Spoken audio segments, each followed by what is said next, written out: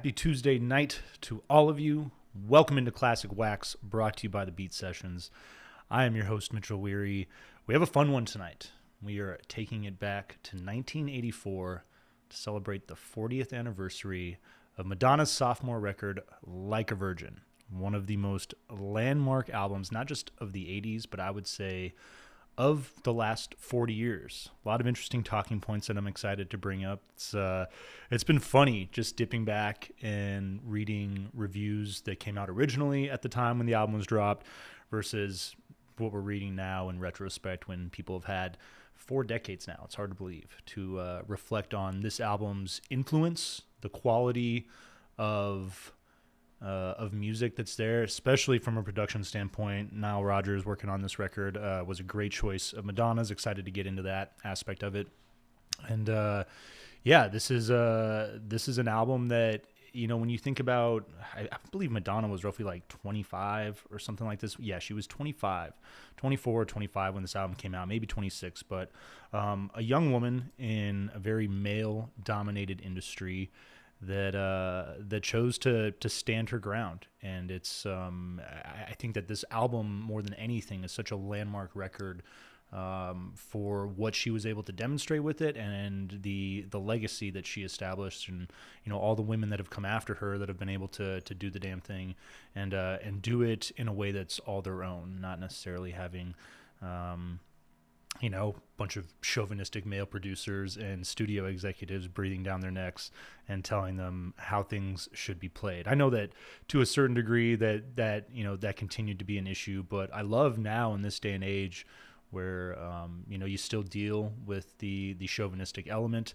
but I feel that artists have more freedom to produce themselves, and certainly there's just a generally more open-minded approach to professionalism in that industry, especially, and collaborations between men and women. And so it's I'm really excited to talk about this record. It's Madonna's not even a guilty pleasure. It's just always a pleasure to be able to throw down some Madonna and kind of like get to the roots of where we're at with modern day dance music.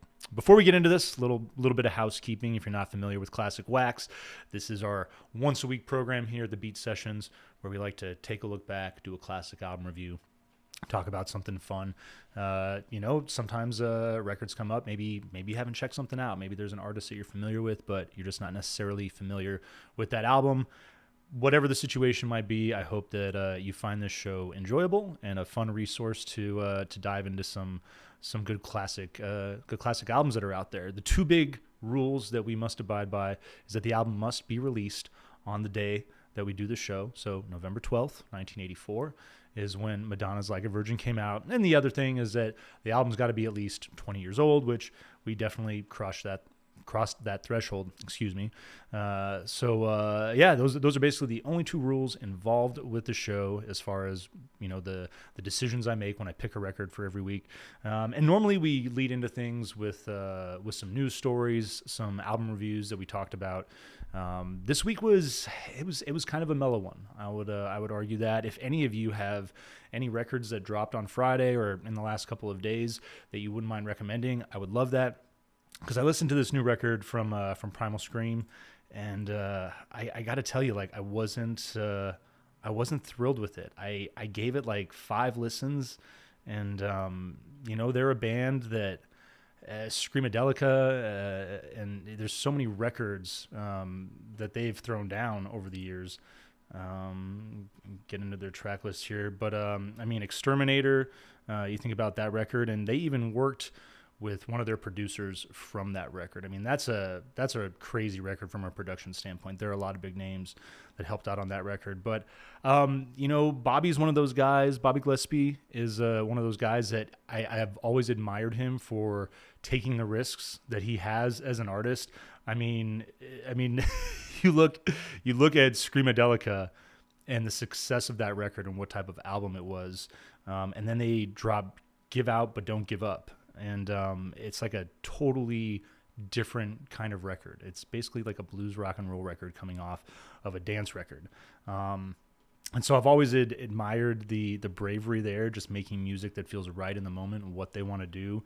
but for a fan base, that doesn't always necessarily please everybody, and I feel like it can be tough. I feel like it's tough to find those individuals that have that eclectic taste, that are open to the idea of, I appreciated what they did on the last record, but if they want to take this completely new angle and approach to making music for this new record, so be it. But I just thought, come ahead. There was a lot of potential there. I've listened to it 3 times now, and I will still drop a review.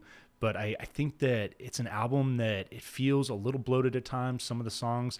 And if you stream it too, I think there's 5 songs that have a radio edit at the end of the track list on that. So you can listen to the whole record, and then these radio edits will come up. And there's part of me that feels like a handful of those, just from the standpoint of the album's continuity, just the flow from start to finish, it would have been better. Just one of the hangups that I had about it. There's a handful of other ones too, but I look forward to dropping that record or that album review and getting that out to you guys. But again, if you have any recommendations on albums this week, happy to check out some of those, try to get some stuff out before we make the turn into Friday. But having said all this, I want to take the focus back to Madonna and Like a Virgin. So 40 years ago on November 12th, this album was released, produced by Nile Rodgers, and it's coming off of his work with David Bowie and Let's Dance, and it's Madonna talks about how influenced she was by that record, how much she loved that record, and coming off her eponymous record, Madonna's first album is iconic and classic as well, almost on the same, I'd argue, if not the exact same level as Like a Virgin. But in the aftermath of that album, she was wanting to get right back into the studio, get this new record out, because she just felt that the situation as far as dealing with record executives, dealing with personnel in the studio, she felt that the record was just overproduced, had too clean of production, and didn't really embody what she was hoping to build as her own unique sound. Even though, I listen to those tracks and I still feel like there's a quintessential Madonna feel to so many of those songs on that album. But I really like the move from Rodgers as far as, bringing in live musicians to do a lot of this stuff. I think that's one of the big differences between Like a Virgin and the self-titled debut, is that self-titled debut utilized so much of that new technology that was available there from the standpoint of synths. Moog bass, I think, was used on that record. A lot of that, I guess, you can call it fabricated instrumentation, and you can feel the rawness of the musicianship on Like a Virgin, and I think that's one of my favorite things about it. Niall brought aboard Bernard Edwards for some bass licks, and Tony Thompson on drums. Worked with both those guys in Chic. So from a personnel standpoint, you just have stellar musicians that I think once they were there in the studio creating that energy, obviously Madonna is going to feed off of that. And, she in her own right she's a superstar. And it's crazy to think that her self-titled record didn't put her on the map at that level. But it's great to see that this second record was able to pull a little more weight and really put her on the map, not just as, like an ordinary, pop star, but there were people that once this record dropped, it was like, this is the it person. This is the individual that is going to set the standard that we need to watch, because she's going to keep just crushing it, and she has. Even to this day, you think of the likes of, you wouldn't have artists like Lady Gaga, Gwen Stefani. I'm more into, I love my pop music, you guys know that, but I even think about the artists that I've really enjoyed, the female artists like Soccer Mommy, Biba Doobie. Just all the players that are in line there. I think of St. Vincent is one that comes to mind, Lana Del Rey, all these musicians taking so much from the example and from the foundation that was laid by not just Madonna's music, but her as a person, her as an individual, what she stood for. I think the one of the most fascinating things about Like a Virgin, talking about the personnel, on her first record and not being happy with the production, the final result. And I love the fact that she was able to put her foot down and basically demand that, she wanted the album to be produced by her. The the record people immediately denied that request, but she after venting very publicly and putting her foot down, they ended up giving her the choice. She picks Nile Rodgers, which is a fantastic decision now that we can all. That we can probably mostly all agree upon 40 years after that record goes down. And I love, teaming up with her collaborator, Stephen Bray, on this record. That's a fun little story. So talk about Detroit a lot on this channel, Michigan being one of the, greatest music states in the country, in my opinion. Madonna from there. And before she leaves, she starts dating Stephen Bray. And she goes out to New York. She eventually convinces him to, follow her out. And it's funny, because we were talking about Susie and the Banshees too, and just like little drum appearances. And so Madonna starts out as drummer for the Breakfast Club. She leaves that outfit, and then she starts Emmy and the Emmys with Steven.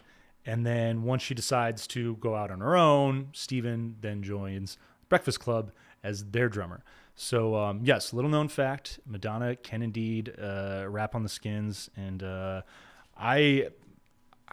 my knowledge, I don't know if I've ever seen any video of her drum. I don't know exactly like where she sits as far as like the hierarchy of female drummers, how talented she really is on the Skins. But, as a prolific artist as she is, then there's no doubt that she's a very talented multi-instrumentalist, has the ability to do quite a bit there. So, I love what all of that came to as far as her putting her foot down, making demands, and having those demands, having people meet them. In, again, an industry that's very male dominated, in a situation that, it seemed very unlikely that she would get what she wanted. But if you don't try, you never know, right? And if she hadn't tried, what's to say, anybody would have come along the way that she did, been as iconic and influential, and laid that groundwork for all the female artists that have been able to be so successful in the last 40 years. I think that a couple interesting facts about this record. It's her first to hit the Billboard 200 at number 1. This album made her the first female in the U.S. to sell 5 million records. It's an insane number. I think that this record to date is somewhere over like 21 or 22 million albums worldwide. So one of the best-selling records of all time. It's quite impressive there. And then in 2023, it was selected for preservation in the National Recording Registry, which, if you're not familiar with that, that basically is a collection of albums that I guess really reflect the values and the overall zeitgeist of our nation, the time and place where those records were at, where they released, and obviously with the impact that they have over time as far as the culture that is cultivated around them and by them. And so I wanted to mention a couple of those accolades before we get into this. Into the Groove is a song that I know a lot of people probably have. I believe it's the 1985 international copy of that record that features Into the Groove. A phenomenal song, and I really wish that it was on my copy. It's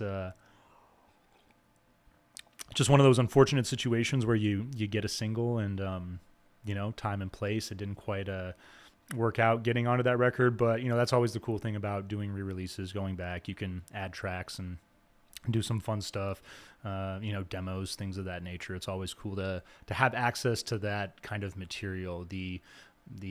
I guess the starting point of so many songs, because one of the things I love reading about Madonna, picking Nile Rodgers and their introduction, and Nile talks about how he was slightly apprehensive at first. He recognized her star power and was pondering like why isn't she bigger? And then there was a couple people that before they started working together just were like, she's just a flat out bitch. those are the words that they used. And so, he meets her, and immediately his opinion is done a 180. He's fascinated by her, finds her to be charming and kind. And they, to my knowledge, they seem to have really enjoyed working together on this record. And again, bringing in Bernard, bringing in Tony, recording this in Power Station Studios is, you got this simpler, more organic setup. I feel that, that's talking about the differences between the self-titled debut and Like a Virgin. It's that rawness. It's the power of those bass riffs that Bernard is throwing down. Tony's drumming is so crisp. It's like almost to a point where maybe, I don't know, some might argue that it's a little too clean, but that's like, I like that. I like clean drumming. I like when you can just hear that just solid pop in everything that a percussionist is doing. For the most part, I mean, it always depends. Like there are certain times where brushes or just like a softer technique, no matter like what you're doing, it can serve the music well. But I think on these tracks, and what he's doing with his drumming, it is the perfect complement to give these songs the drive and to give them that dance floor feel. I mean, this is a record that, much like its predecessor, is infectiously catchy. And there was another one of the points that I wanted to bring up too, as far as criticism. There's a lot of people that, they talk about how this record is basically half singles and then half filler. And I couldn't disagree with that more. I think that, the critics that talk about how this thing kind of gets a little sidetracked on the B side, I just disagree. I think, Shooby Doo is a phenomenal song. I really enjoyed that composition. There's a solid saxophone solo in that song as well. I think songs like Over and Over, it might not have been like the biggest hit on this record, but I think it's a solid component to it, a solid addition to this track list, and I think it holds up just as well as all of these other songs. Songs like Stay and Pretender, collaborations with Stephen Bray that she did. I would disagree with the statement that this album is half filler. I think that Madonna very consciously selecting the songs that went on this record, having that power, was very aware of, wanting to throw out certain songs that would have that impact, that would be big, iconic pop style dance floor tracks, but also adding music that created an album experience, something that you can enjoy from start to finish. It just doesn't feel like a greatest hits collection, even though that ultimately I feel like was her goal, is to have every song feel like it could be a hit. And, there's plenty of records that The Bends by Radiohead is one that just immediately comes to mind when I think about an album that, has just from start to finish a collection of songs that it almost does feel like a greatest hits record. The other thing was, a song like Material Girl, critics talking about how irony and pop music don't generally or really shouldn't go together. And I disagree completely on that too. I think that the sense of irony, the catchiness makes me think of Don Henley and All She Wants to Do Is Dance. It's the same kind of concept as far as, playing with satirical elements and kind of, poking fun at people and getting in their face a little bit in a fun way, in a way that, it's kind of like saying F you with a smile a little bit, but Material Girl is a song that, people talk about the immaturity of the lyrics and just like the shallow nature of a lot of the material on this record, not just Material Girl in general, but I mean songs like a Virgin. Niall talks about how, immediately he wasn't that impressed by that song, but he was like, damn it, 3 days later it's still stuck in my head, so there must be something there. And like all of these compositions, Madonna presented it to him and was basically just like, if you don't like these, then we're not going to work together. And he's like, well, I don't really like all of them, but when I'm done with them, I think that I will. And so, it's it's just so cool. You have two very iconic individuals, especially now reflecting on this record 40 years after the fact. And it's great to see just two great minds come together. There's going to be headbutting. It's one of those things that it's totally necessary. I think, if one side acquiesces, then the other just takes over, and then you end up with a Nile Rodgers record, or, you end up with Madonna just doing production, which, it's ultimately what she wanted. Right. But, I love the collaboration between these two on this record. And I think that from a lyrical standpoint, it's what I love about some of the songs that, aren't singles, that aren't considered hits. I think that she's showing off a level of progress in her songwriting on this record that, helped set the standard for everything to follow. Especially records, Like a Prayer is an amazing example of, the music video especially. You look at how iconic and how controversial that video was when it came out. But it's one of the things that's always made Madonna so great is, subverting the status quo, and especially subverting the male-driven status quo, so to speak. And this record, in a lot of ways, it feels like that F you with a smile to anybody involved with her career prior, anybody that, tried to put her in a box and assume that she was just some sexy little pop star that they could doll up and put out there on stage and make a ton of money off of. I'm sure they probably made that money, but there was also, none of the acquiescence on her part as far as, fitting the mold that they tried to form for her. So we get into this track list here real quick, and I hope that you guys have been enjoying the show so far. But Material Girl, strong backbeat. I love the bass. You get this thick, bouncing synths that open up, lighter synths that work in along with that, and the signature guitar work from Niall, that pizzicato style of, it's just it's like disco flair and just a lot of plucking. It's very minimal, but man, it has such a good impact on all of these songs. I feel like you get a lot of that guitar play when songs hit like their chorus or their hook element.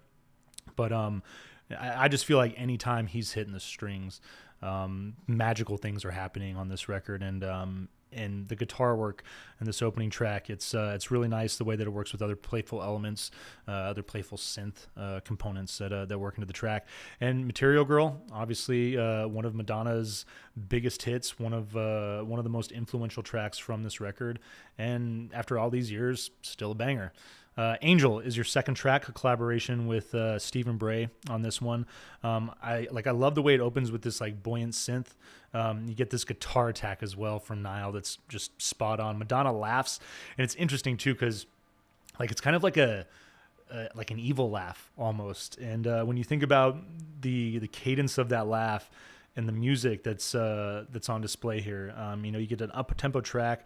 It's not as heavy in the production standpoint on the rhythm, so the bass and the drums don't hit quite as hard as they did with opener Material Girl.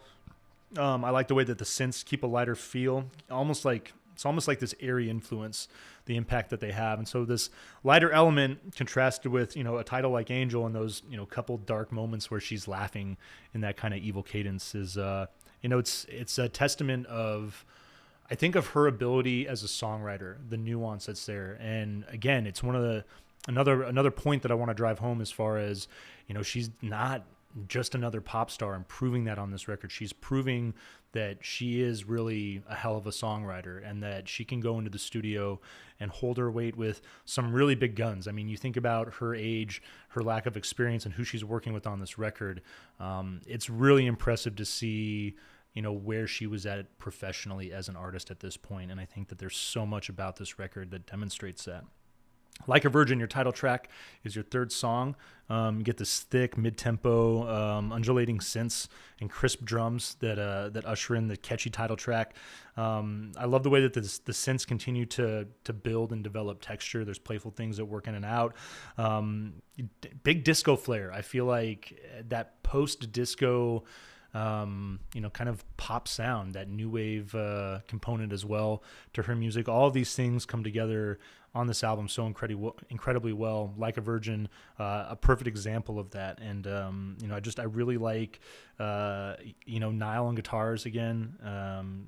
Just really putting together some simple but important riffs, some riffs that really add a lot of impact to the overall feel of the song. And just a catchy pop number, as we all know. Over and Over, your fourth track, that is another collaboration between Madonna and Bray. I will say Material Girl, written by Peter Brown and Robert Rands, and then Like a Virgin, Thomas Kelly and William Steinberg were the writers respectively on that track. And I love Madonna from an ego standpoint, setting aside like, hey, I want this to be the best album I can put out, so I'm going to write some songs, but I also think it's important to maybe check out a few things from other writers. And, as we see, Material Girl, Like a Virgin, are arguably the two biggest tracks on this album, and, not credited to her. So it's, just another one of those things where I think the ego is important, right? Having an idea of what you want to do and, trying to get people to meet those demands is important, but also knowing when to step aside, knowing when, someone has stepped up and delivered something that is worthwhile and that, is, maybe something better than you could have put out or put together. So I think that, her lack of ego in that regard, the way that it's showcased on this record is super important. And a big part of why this record is, so solid and so iconic. But Over and Over, it's going to bring the tempo back up. I feel like a Virgin definitely backs things off. It feels like more of a mid-tempo slow burn in comparison to a lot of the other tracks on this record. But I love the way that Over and Over is going to bring that tempo back. And I love the 80s pop and new wave feel of this track. The synths have this fun sci-fi feel. This is her venturing outside of that kind of, I guess, classic 80s pop territory that, she was so crucial in defining. But on a track like this, proving that she's not just a pop artist. Like, she has the ability to incorporate these other influences and do some different stuff. And I like this run of songs right here, Over and Over. The hook is solid as well. I think the lyrics are empowering, especially for women. They got this uplifting element to them. But, I think as a man listening to her message in the song of, just persevering, of, like when you get down, you got to get back up, is basically the energy behind that track. And I think that that's something that resonates with any individual. But I love that. And then Love Don't Live Here Anymore, which was a Rose Royce song originally, written by Miles Gregory. But, I love the thought of that track as far as, while this album was coming together, it's like, hey, like maybe let's throw a ballad in there. Let's have that track that kind of shifts the pace on things, gives this record some more depth, something different to create just a broader array of sound. And I think it's a great cover. You get this thick, gloomy synths that create an air of sadness that's just perfect for what this song is about. I really like the sparse acoustic guitar, the strings, the harmonies. It's perfectly minimal. I feel like components are working in and having an impact at just the right moments, and then things in certain instruments will back off, and that'll give the space for something else to come in and do its thing. But I think the drums are brilliant on this track. Just a great mellow R&B style of song. Dress You Up Dress You Up, excuse me, is your sixth song. And actually, if you do have those other copies of Like a Virgin, you're actually going to get Into the Groove is going to kick things off as your sixth song. But for the purposes of the Classic Wax, we're sticking with the original track lineup here. So Dress You Up, your sixth song, thick driving bass line. I like the brighter synths that create a nice contrast to that heaviness in those synths. More of that poppy guitar in the chorus. Like Niles just brilliant with the guitar riff on this song. Very catchy vocal hook though, as we know, and then the guitar solo itself. There's not much of that on this record, so I think that on one of the more iconic tracks from this album, having that element there It's it's just throwing something a little different at you, keeping you on your toes, and again, not just delivering a basic, pop record. Everything is 3 minutes and 30 seconds long, and verse, chorus, etc. Shooby-Doo, your seventh song, is the only one credited solely to Madonna, and a song that I love. Like, I love the way that the vocal hits, piano, and I don't know if it's strings or synths that sound like strings, but the piano and that string element come together to create a somber mood. And then when the drums hit, it really shifts the trajectory of this song.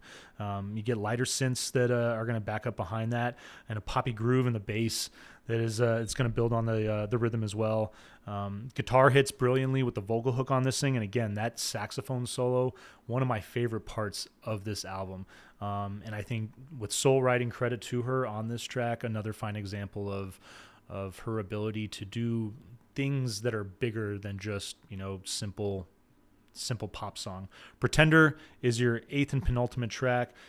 These last two songs are collaborations with Steven, but I love the rapid fire electro drums. They come in real fast and then just open up a mid-tempo track with a darker mood. I like the bell-like synths that are playing around, and I dig the way that in this particular song, the way the synth element is playing off the guitar element. I think that's a highlight of this song for me, and is one of the things that makes this track unique, separates it, and keeps it from being just filler. Stay, your final track, your ninth song. You get these undulating synths, crisp percussion, and these vibrating airy synths that are going to carry this track. The harmonies that come in the chorus complement nicely. This is a really catchy number. It's it's interesting. You always kind of wonder if an artist chose to maybe pursue single promotion with certain tracks, how they'd hold up, how they would perform. A song like Stay, I think ultimately, had she chosen to throw that out there into the mix just based on the build of the song, and the catchiness of it from start to finish, it doesn't explore or get too adventurous. I would say that, but I don't think it needs to. I think it's a song that sets out to keep that consistency from start to finish, and it's with what's going on, it's so catchy, and for that 4 minutes it works. And I think it's a phenomenal way to close out not just one of the most iconic records of the 80s, but one of the most iconic records in the last 40 years. I mean, you think about everything that followed, not just Madonna's career, but every other female artist and the influence that they've had since this record's release. I hate to think of a world where we didn't have Like a Virgin. I think that what Madonna was able to accomplish, not just with these songs, but with the creation of these songs, with the story that's there, the relationships that she was able to develop, and the influences that she was working with to put out her sound and to really cultivate that unique Madonna essence. I mean, you think about fashion trends that started after her popularity, this particular record. The outfits, the hairstyles, the earrings, everything. She again, this was the year that I was born, and I just remember by the time I was about 5 or 6, at that stage in the game where Madonna really has cemented who she is and her status in the world of music and just in the world in general. It was fascinating as a kid, being in that time and place, watching the magnitude of the impact that she had, and just watching her drop banger after banger after banger. I remember the first time I saw that music video for Like a Prayer, because I grew up Catholic, and it was I don't think my dad was very pleased with that being on the television at the time. I mean, my dad is not a tightwad. He's not like that. But I think at the time with a 6-year-old, that's just good parenting, in my opinion. He didn't quite feel that was appropriate for me at that age. But reflecting on that video and just her legacy and the impact of her art, there's a lot of good in the world that's been achieved musically, and I'd argue philanthropically too. I think Madonna She's had a very positive impact through her career and through her life. And, we do shows like this to commend people like her for their influence and for their work. So your album of the week, Like a Virgin, little background on it. Hope you guys enjoyed the show. Hope you guys enjoyed checking out this record this week. Stay tuned throughout the week for more album reviews. We'll see you next time on Classic Wax.